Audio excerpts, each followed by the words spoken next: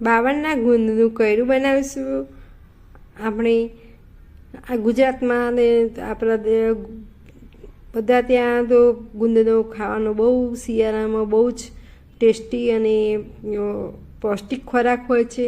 ત્યાં ગુંદનો આપણે રાબ કહેવાય, રાબે કહી શકો છો ને કૈરું પણ કહી શકો છો.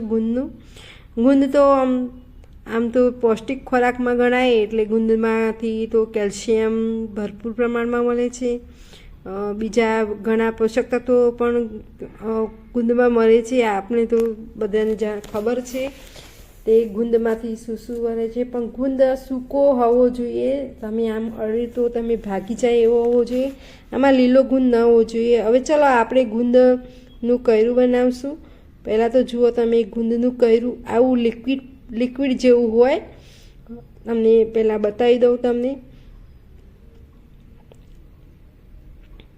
એકદમ કાચ જેવું અને લિક્વિડ જેવું હોય છે. તે જુઓ, આ તમારે ગુંદનું કૈરું, અને ટેસ્ટમાં પણ મીઠું અને મસ્ત હોય છે.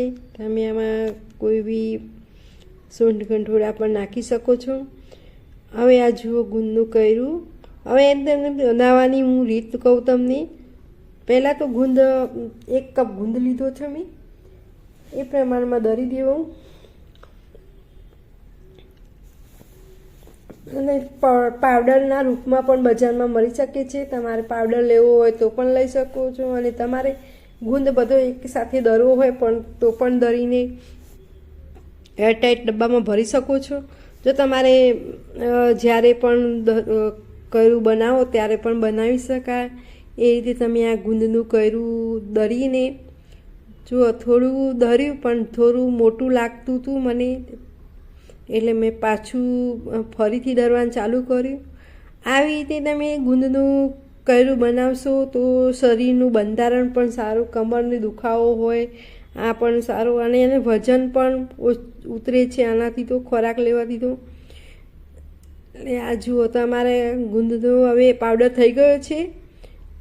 હવે આ મેં એક થોડો પાવડર સાઈડમાં મૂકી દઈશું. હવે એક ગોળનો ટુકડો લીધો, મેં ગોળ કટિંગ કરવાનું લાગે છે. ગોળ કાપી અને તમે 1 બાઉલ જેટલો મેં ગોળ કાપી દીધો, અને પછી એ જો આ માપ પ્રમાણે મેં ગોળ લીધો.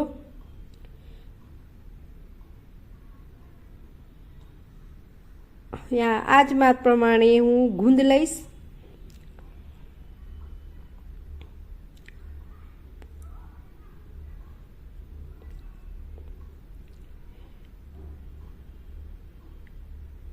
ગુંદ લઈને હવે આમાં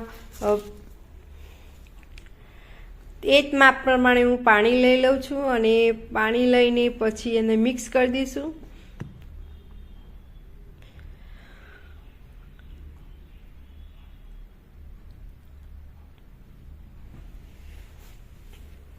હવે બરોબર મિક્સ કરી અને એમાંથી 1 ચમચી જેટલું હું અંદર ઘી નાખીશ, કારણ કે એમાં વધારે ઘી નાખતી નથી. તમારે ઘી વધારે નાખવું હોય તો નાખી શકો.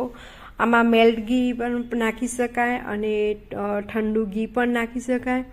મેં 1 ચમચી, આમ તો 2 ચમચી જેટલું નાખો તો પણ ચાલે, અને વધારે પણ નાખો તો પણ ચાલે.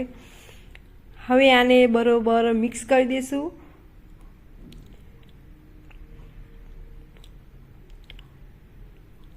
આમ ગોળ અને ઘી અને ગુંદ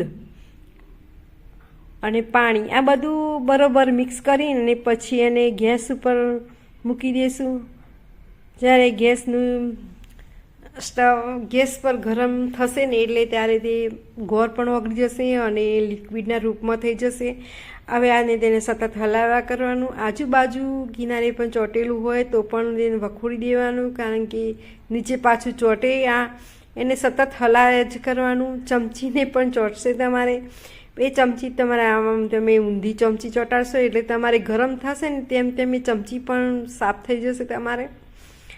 એવી રીતે તમે સતત હલાયા કરો, અને આ જુઓ, જેમ જેમ તે ઉકળશે નહીં તેમ તેમ તે ઘટ થતું જશે અને કાચ જેવું દેખાશે તમને,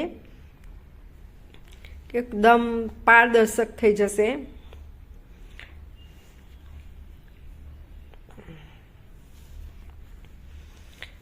આમ તો લાલ કલરનું રહે પણ આમ ચરકતું તમને શાઇનિંગવાળું થઈ જશે જેમ જેમ તમે ઉકળશો એટલે ગોળ, કારણ કે મેં લાલ કલરનો નાખેલો છે એટલે તમારે સફેદ ગોળ નાખ્યો હોય તો થોડું સફેદ થાય, પણ જેવું તમે ગોળ નાખશો તેવું તે કયું થશે. હવે તે દેશી ગોળ લાલ કલરનો આવે છે એટલે મેં લાલ કલર નાખ્યું છે. હવે તમે જુઓ, હલાવતા રહેજો, તમે સતત હલાવતા રહેશું એટલે નીચે ચોટે નહીં ને આજુબાજુ કિનારે પણ ચોટે છે. તો હું વખોડ લઉં છું. આ જુઓ, ચમચીથી ચોટે તો પણ આમ કરીને થોડું થોડું વખોડ દેવાનું એટલે ચમચીને ચોટે નહીં અને આમ હલાવતા રહેશું નહીં તો સરસ થઈ જશે. હવે જુઓ તૈયાર થઈ ગયું છે. હવે જુઓ એ બાઉલમાં સર્વ કરીશું. એક બાઉલમાં આમાં તમારે કોઈ બી મસાલો નાખી શકો છો. બદામ, કાજુનો ભૂકો પણ નાખી શકો, સૂંઠ-ગંઠોડા પણ નાખી શકો. કોઈ બી તમારે વસ્તુ અંદર નાખવી હોય તો પણ સામગ્રી ખાવાની નાખી શકો છો. અને સર્વ કરી અને ગરમ ગરમ જ પીવાની મજા આવે. આ સુવાવાળવાળી બહેનોને તો ખાસ આવું કર્યું પીવડાવવું જરૂરી